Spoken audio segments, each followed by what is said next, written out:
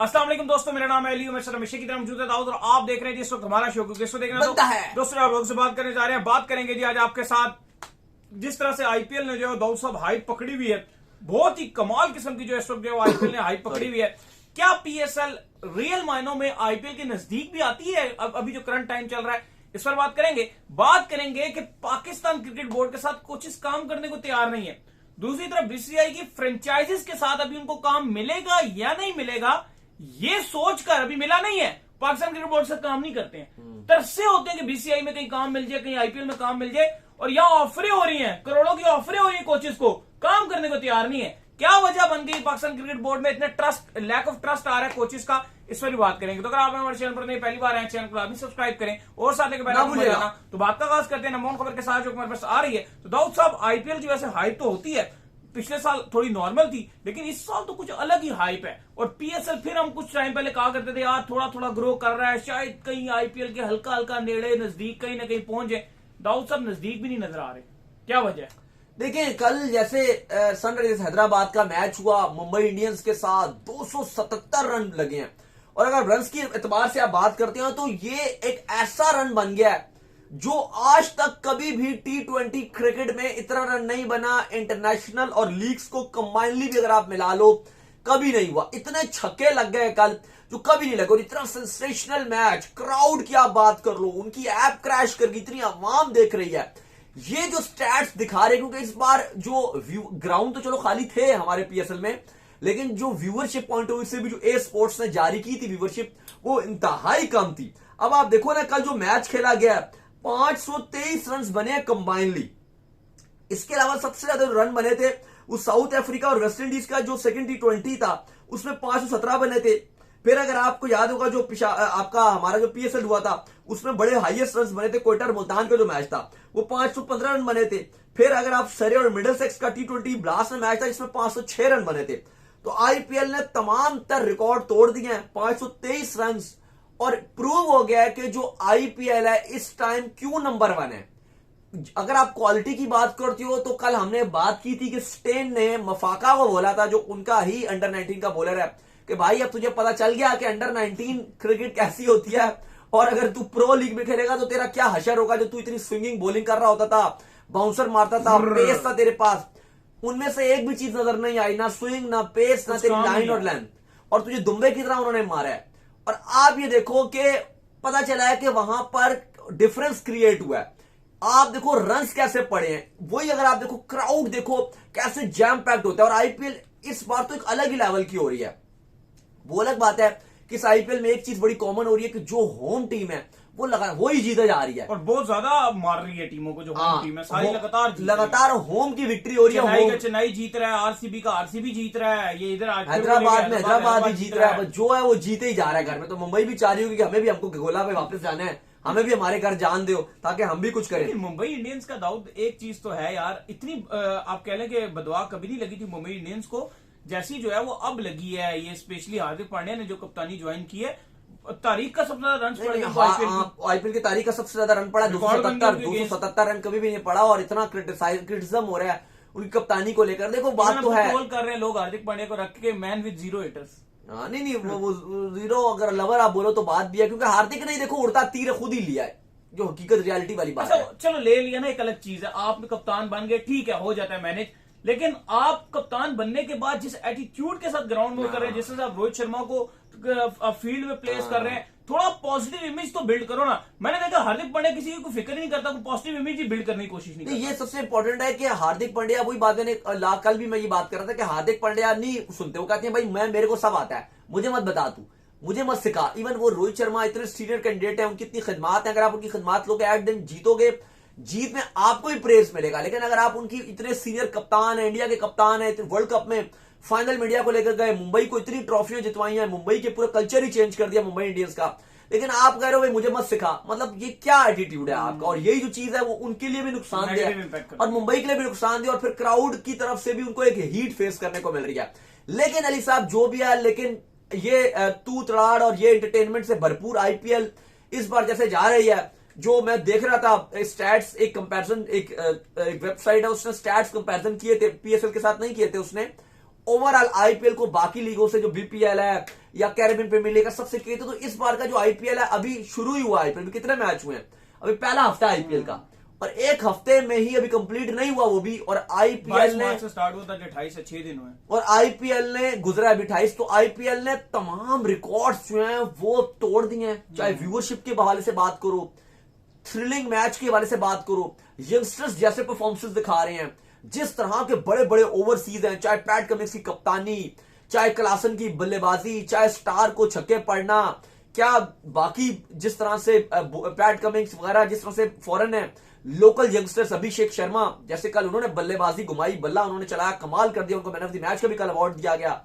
बाकी यंगस्टर्स जैसे राणा ने उस दिन आखिरी ओवर डाला, वो पिछले 3-4 दिन पहले, वो आप देख लो केकेआर की तरफ से, वो भी हैदराबाद को डाला था, वो आप परफॉर्मेंस देख लो।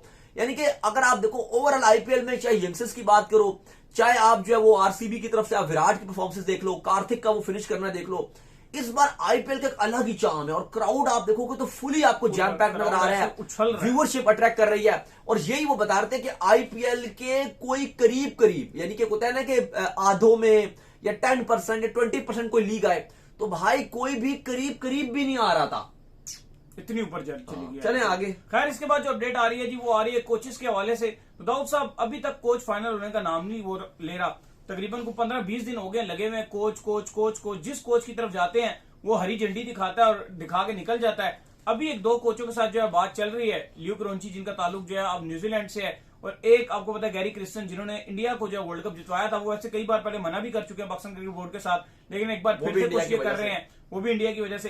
क्या वजह है कि आपको कोच मिलने में इतनी मुश्किल हो रही है और बीसीसीआई के साथ लोग काम करने को तरसते हैं? देखिए दो रीजंस हैं, एक तो पैसा रहता ही रहता है, लेकिन दूसरा आपका अनप्रोफेशनलिज्म भी रहता है, स्टेबिलिटी भी नहीं है वहां पर। अगर वो किसी को भी बनाते हैं तो वो पूरा कॉन्ट्रैक्ट कैंसिल नहीं, बीच में टर्मिनेट नहीं करेंगे, वो आपको चलाएंगे, आपको साथ निभाएंगे, आपको चलाएंगे। यहाँ पे एक तो ये होता है कि कॉन्ट्रैक्ट आपका आपको तो पैसे कम दिए जाते हैं, और फिर अगर पैसे देर भी दिए जाते हैं तो आपको एकदम से कैंसिल कर दिया जाता है। अब देखो ज्यादातर पीसीबी ने जितने राब्ते किए, चाहे डैरिन सैमी से राब्ता किया उन्होंने माजरत कर ली, माइक हैसन से राब्ता किया उन्होंने माजरत कर ली, शेन वॉटसन के साथ इतनी अच्छी उनको ऑफर कराई गई उन्होंने भी माजरत कर ली। अब जो दो नाम चल रहे हैं, एक ल्यूक रॉन्चकी का है जो आपको पीएसएल में बड़ा अच्छा करते रहे हैं, ये अगर ऐसे खिलाड़ी हैं जिन्होंने ऑस्ट्रेलिया को भी नेशनली रिप्रेजेंट किया है, और आपका जो न्यूजीलैंड है उसकी भी नुमाइंदगी इन्होंने किया है, दोनों को इन्होंने रिप्रेजेंट किया है। और आपको याद होगा भी जब नजम सेठी कोच थे तब भी, सॉरी आपके चेयरमैन थे तब भी वो इनको ऑफर करा रहे थे कि आप आके कोचिंग कर लो, लेकिन उस टाइम रोंकी आपको पता है न्यूजीलैंड के जो है वो बैटिंग कंसल्टेंट थे, फिर उनको प्रमोट करके जो है वो असिस्टेंट कोच बना दिया, और फिर उन्होंने पीसीबी को मना कर दिया कि भाई मैं नहीं आ रहा, और पैसे भी उनके बढ़ा दिए थे।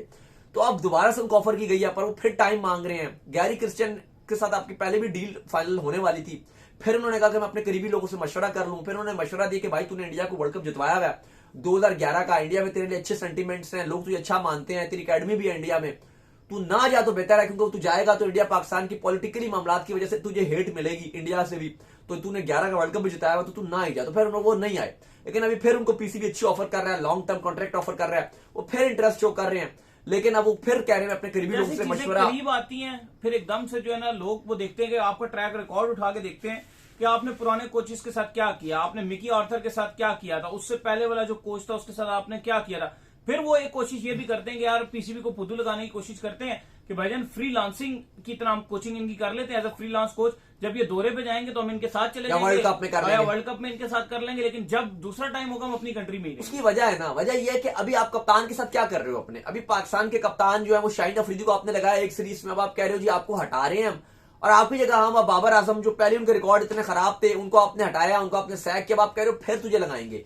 इवन अब हमने कंफर्म किया जब उनके करीबी सोर्स है तो भी वो ये कह रहे हैं कि मैंने फैसला नहीं किया, मैं भी बताऊंगा। फिर आपने कहा जी शाहीन और रिजवान में से कप्तान लगाएंगे, फिर आपने कहा जी रिजवान को नहीं लगाएंगे, हटाएंगे, उनकी खुद परफॉर्मेंस खराब है, उनको हटाओ। फिर आपने कहा जी शाहीन को कप्तान जो है वो लगा लेते हैं, फिर आपने कहा शाहीन को एक सीरीज और पीएसएल खराब हुई, आपने कहा इनकी पीएसएल खराब रही है आप हटाओ। आपने कहा कि अब जो है वो बाबर आजम के पास जाते हैं, तो बाबर आजम ने भी क्या वैसे अचीव किया, 21 का टी20 वर्ल्ड कप, 22 का एशिया कप, 22 का टी20 वर्ल्ड कप, 23 का एशिया कप, 23 का टी20 मेन 50 ओवर वाला वर्ल्ड कप, बीच में WTC टेस्ट सीरीज, एक भी सीरीज आप घर पे नहीं जीते। मतलब उनकी भी कप्तानी कोई ऐसी है नहीं कि आप उनके पास जाके कुछ ऐसा निकालना चाह रहे हो। टाइम दो भी बाबर आजम को, मे भी वो अपनी गलतियों से सीखे, कुछ साल बाद आए तो फिर समझ भी आए। तो आप जब कप्तान में कोई इतना आपके अंदर कोई वो चीज नहीं, आप एकदम से डिसीजन ले लेते हो, एक सीरीज के बाद आप हटा देते हो, तो फिर आप कैसे बात कर रहे हो कि आप कोचेस में आप अपनी जो स्टेबिलिटी दिखाओगे। मिकी ब्रैडबर्न के साथ आपका कॉन्ट्रैक्ट था, आपने कहा भी तुम डोमेस्टिक में कोच लग जाओ, आपको पता था ये खुद भाग जाएंगे, और वही हुआ, सब ने खुद ही फिर इस्तीफा दे दिया, जी हम जा रहे हैं जी, अल्लाह हाफिज। तो थोड़ा सा आप सही तरह से आपने बाहर मार्केट में अपनी रेपुटेशन खराब की हुई है, जिसकी वजह से आपको ये सारी चीजें जो है वो ये फेस करना पड़ती हैं। और इस टाइम यही चीजें हैं कि आप ब्लेम तो आप कर सकते हो कि भाई आईपीएल की वजह से हमें बीसीसीआई या इंडिया की वजह से हमें कोच नहीं मिल रहा, क्यों? क्योंकि आप बोलोगे आईपीएल में सारे बिजी हैं, लेकिन हकीकत बात ये नहीं है कि आप सिर्फ आईपीएल को ही ब्लेम कर दो जी कि वो बिजी हैं तो इसलिए नहीं कर रहे। शायद ये एक रीजन हो सकता है कि वो जी कुछ लोग कह रहे हैं हमारी कमेंट्री के कॉन्ट्रैक्ट्स भी हैं, लेकिन रियलिटी दूसरी भी है। रियलिटी ये है कि आपने अपनी रेपुटेशन खराब रखी हुई है, आपके फैसलों में कोई स्टेबिलिटी नहीं है, आप बस वो मुंह का कोई बीमारी है आपको, और आप उसके हिसाब से डिसीजन लेते हो, वही बोलते हो और वही आप डिसीजन लेते हो, और वही चीज आपकी नजर आती है, जिसकी वजह से आज पाकिस्तान क्रिकेट में आपको देखो तो आपको कुछ चीजें नजर नहीं आ रही है। आपने सिलेक्शन कमेटी के लिए एक आपने बंदा लगाया, वो सियासतदान है, उसका क्रिकेट से दूर दूर तक ताल्लुक नहीं है, उसको आपने कहा कि तू डाटा एनालिस्ट का काम करेगा।